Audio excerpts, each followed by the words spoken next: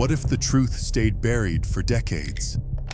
What if one small clue, a vial of blood, a forgotten soda can, a single phone call was all it took to blow a cold case wide open?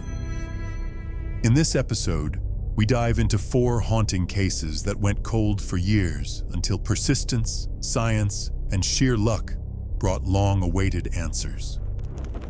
Gail Barris. A hard-working mother of 3 vanishes after leaving a coffee shop with a stranger. For 33 years, her case gathered dust until a forgotten blood vial nearly lost to time unearthed the identity of her killer.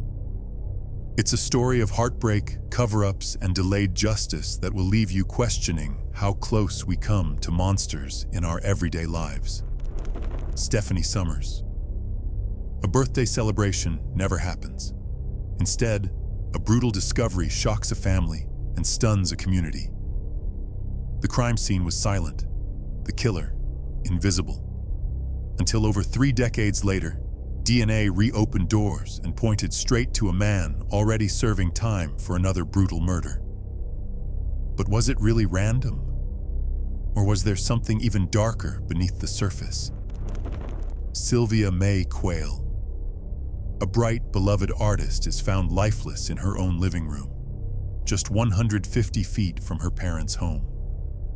Her case was so chilling, even notorious serial killers tried to take credit. But the real killer? A familiar face hiding in plain sight, and the key to catching him was sitting in a rug. For 40 years, Bonnie Baker. A night of celebration turns into a nightmare. A mysterious 911 call, a car crash, a trail that goes cold in the desert. But it wasn't until a chance confession and one determined cold case detective that Bonnie's remains were finally identified, and a manhunt began across international borders. These are more than cases. They're legacies of loss, resilience, and truth clawing its way back from the silence. So if you think time buries secrets forever, think again. Hit that subscribe button, like, and turn on the bell. Because what comes next might be the breakthrough someone's been waiting for, and trust me, you won't want to miss it. Case file number 1. The tragic mystery of Gail Barris. October 9th, 1988, a cold, quiet morning in Battle Creek, Michigan. In the dim light of dawn, 30-year-old Gail Barris was seen leaving Speed's coffee shop. She wasn't alone. Witnesses recall she was in the company of a man with dark hair. That moment, simple, fleeting, would become the last time anyone saw Gail Barris alive. Gail was more than just a name in a file. She was a devoted single mother of 3, juggling 2-bar jobs just to make ends meet. Life hadn't been easy, but she fought for her children every single day. That early October morning, her routine became a chilling mystery. Just over 2 weeks later, on October 25th, hunters in the nearby town of Emmett made a horrifying discovery along River Road. Lying lifeless and discarded was the body of Gail Barris. Her disappearance had ended in tragedy, and the town of Battle Creek was rocked by the brutality of the crime. An investigation was launched immediately. Authorities combed through witness statements, collected forensic evidence, and followed every lead they could find. On October 22nd, oddly enough, just days before Gail's body was found, police had tried to apprehend a 24-year-old man named Roger Plato, whose car had matched the description in a separate abduction and assault case. As Plato walked through a Bellevue parking lot, officers approached. But instead of cooperating, Plato became violent. In the struggle that followed, he attempted to wrestle a firearm from a detective. He was fatally shot before he could ever be questioned. His body was cremated, but not before a vial of his blood was preserved and stored in a private lab. With Plato gone, suspicion turned toward his close friend and former roommate, Richard Compton. a man with a long criminal history. But when pressed by investigators, Compton denied everything, and without solid evidence, the trail grew cold. Years passed, decades even. Then, in 2018, Detective Scott Marshall of the Battle Creek Cold Case Unit reopened the file. Among his first actions, questioning why Compton's DNA had never been tested. But just like Plato, Compton was no longer alive. He had died in 2009 and was buried in Austin, Texas. Marshall secured a search warrant, exhumed the body, and tested his DNA. The results? Compton wasn't the killer, but his DNA did match unidentified hairs found at the crime scene, making it highly likely he witnessed the crime unfold. Then came a twist of fate. In November 2020, Sergeant Chris Speck of the Calhoun County Sheriff's Department was conducting a routine inventory of evidence and stumbled upon something extraordinary: a vial of blood, long forgotten, taken from Roger Plato back in 1988. On January 30th, 2021, it was announced. The DNA in that vial was a direct match to the DNA found on Gail Barris's body. Roger Plato had assaulted and murdered Gail. The truth had finally come to light more than 3 decades later. Though both Plato and Compton had already died, never facing justice in a courtroom, Gail's family was finally given something they had been denied for so long: answers, closure, peace. Detective Marshall later reflected, "DNA technology is the future of solving cold cases. And in this case, it brought a long-lost voice back into the light and gave a grieving family the truth they deserved." Case file number 2. The heartbreaking case of Stephanie Summers. It was supposed to be a joyful day. August 30th, 1980, 36-year-old Stephanie Summers had plans to take her beloved 11-year-old nephew, Kelly Roberts, to Six Flags Magic Mountain for his birthday. Kelly had been looking forward to it all week.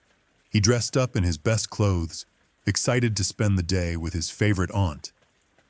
But that day of celebration never came. Stephanie never showed up. She had recently moved to Silver Lake, Los Angeles, from Newhall, Santa Clarita, full of hope and excitement about her new beginning. But just as her life was starting to unfold, it was suddenly and tragically cut short. Concerned by her disappearance, Stephanie's family called the police. Officers arrived at her apartment only to be met with a scene no family ever wants to imagine. Stephanie Summers was found dead inside her home. The promising day had turned into a haunting tragedy. The investigation began immediately. Detectives collected forensic evidence and conducted interviews, but nothing solid emerged. Despite the efforts, the case went cold. For over 30 years, Stephanie's loved ones were left without answers, grieving in silence, clinging to the hope that justice would one day be served. Then, in 2014, a breakthrough. A DNA match linked Harold Anthony Parkinson, a man who lived just a mile from Stephanie at the time, to the crime scene. It was the lead investigators had been waiting decades for. Parkinson, however, was no stranger to violence. He was already serving 15 years to life at Chuckawalla Valley State Prison in Blythe for a separate crime: the 1981 shooting of Derek Eugene Perry in Los Angeles. Derek's sister, Dolly, shared a poignant memory of her brother, their last meal together at a Sizzler, his warm hug, and his final words, "I love you." She remembered him as a talented BMX rider, surfer, and a protective big brother. When news broke that Parkinson was now being charged with Stephanie Summers' murder, Dolly said simply, "He's a dangerous man. He should never be free again." In court, Parkinson's defense claimed he had a romantic relationship with Stephanie and insisted the encounter was consensual. But prosecutors pushed back, revealing that Stephanie, following a brief marriage, had confided to friends that she was only attracted to women. The story didn't add up. Judge Kathleen Kennedy described the crime as a very degrading, horrible, and violent act, and concluded that the evidence left no doubt about Parkinson's guilt. Finally, on February 4th, 2021, after 41 long years, justice caught up. Harold Anthony Parkinson, at 61 years old, was sentenced to life in prison without the possibility of parole. Though nothing could bring Stephanie back, her story stands as a testament to perseverance, the power of forensic science, and the determination of those who never gave up on justice. Case file number 3. The murder of Sylvia May Quayle. This next case is one that continues to haunt the quiet community of Cherry Hills Village, Colorado. It's a story of light extinguished far too soon and justice that came decades too late. It was the morning of August 4th, 1981, when William Quayle made the short walk, just 150 feet from his house, to visit his daughter, Sylvia May Quayle. He had no idea the nightmare waiting inside her home. What he found would change his life forever. Sylvia wasn't just any woman. At 34, she was the embodiment of energy, kindness, and ambition. Her friends described her as someone who lit up every room she entered. She was passionate about history, worked diligently as a secretary at an architectural firm, and was known for her extraordinary talent in the kitchen, especially her wedding cakes. She even launched her own cake business, and in her free time, she immersed herself in pottery and art. Many of her handcrafted pieces still sit in her sister's home more than 30 years later. Sylvia shared a deep bond with her parents. Every morning, without fail, they shared coffee together. But on that fateful morning, that routine was tragically broken. Just before 8 a.m., William Quayle entered Sylvia's home and found his daughter's lifeless, naked body on the living room floor. He immediately called 911. Police determined Sylvia had last spoken to her sister around 11 p.m. the night before. In the narrow window between that call and her father's arrival, she had been shot, stabbed, strangled, and sexually assaulted. The autopsy confirmed her death was due to massive blood loss. It was a horrific, senseless act of violence. Detectives found chilling signs of premeditation. The telephone lines inside and outside the house were cut, and the screen from the bathroom window had been removed and tossed into tall weeds. Over 140 pieces of evidence were collected. Among them, a critical clue. In 1983, forensic teams discovered foreign DNA in the rug beneath her body. That same year, hope sparked when notorious serial killer Otis Elwood Toole confessed to Sylvia's murder. But his confession, like so many of his, turned out to be false. Alongside his infamous partner in crime, Henry Lee Lucas, Toole had a reputation for boasting about murders he didn't commit. By 1993, all charges against him were dropped, and Sylvia's case went cold. In 2000, new DNA testing identified an unknown male profile, but no matches came up in the database.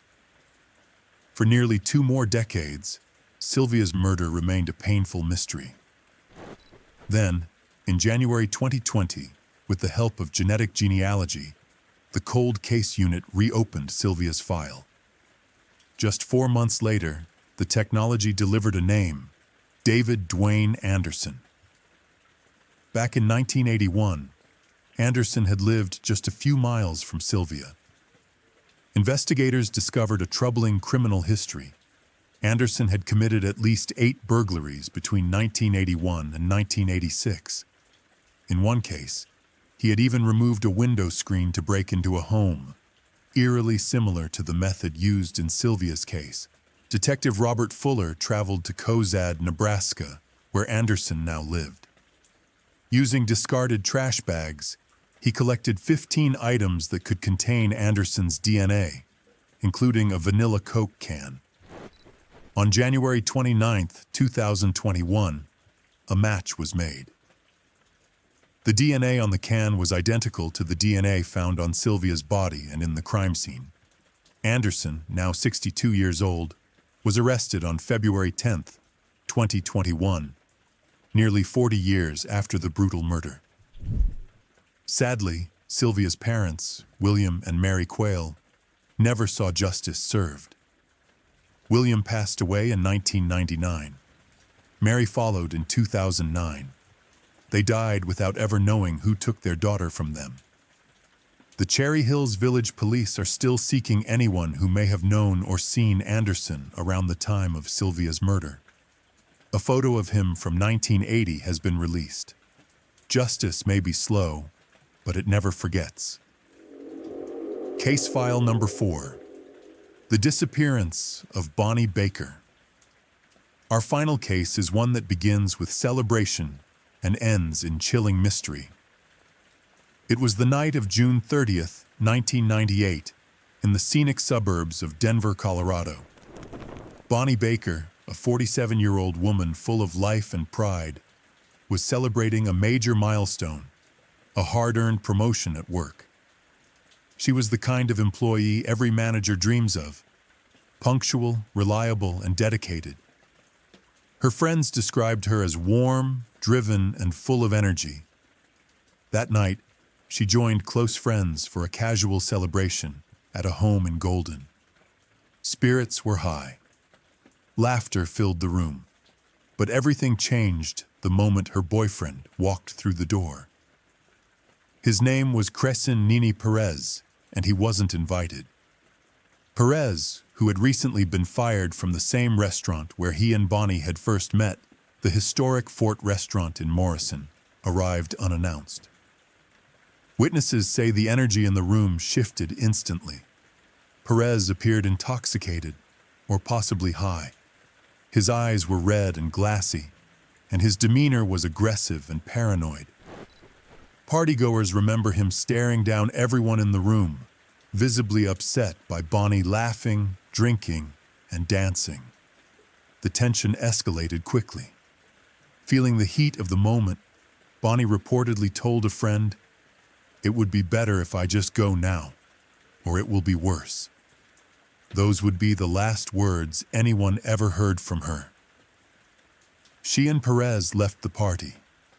Just hours later, around 8 p.m., a chilling 911 call came in. An unidentified woman claimed that a man had taken a woman's life in an apartment on West Louisiana Avenue. She said the man was driving a red car with Colorado plates, and the body was in the trunk. He was headed for Mexico. When police traced the call, they found it came from a payphone. They rushed to the address. But when they arrived, there was no one there. No signs of a struggle. No Bonnie. No Perez. The very next day, Perez's red Geo Prism was found wrecked in a single-car accident near Globe, Arizona. He had fled the scene on foot. When investigators impounded the car, they made a disturbing discovery: blood in the trunk. The case went cold until a year later. In July 1999, 2 young boys horseback riding through a remote Navajo reservation in New Mexico came across a human skull. Authorities soon recovered a full set of skeletal remains, but the autopsy results were inconclusive. No clear cause of death, no confirmed identity. With no solid link to Bonnie, the case remained unsolved. It wasn't until 2012 that hope resurfaced. Cold case detective Kenneth Klaus reopened the investigation. He contacted the FBI and had the skeletal remains retested. DNA analysis conducted in Denver matched the remains to Bonnie Baker.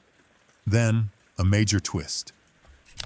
In April 2013, the anonymous woman who made that urgent 911 call 15 years earlier came forward.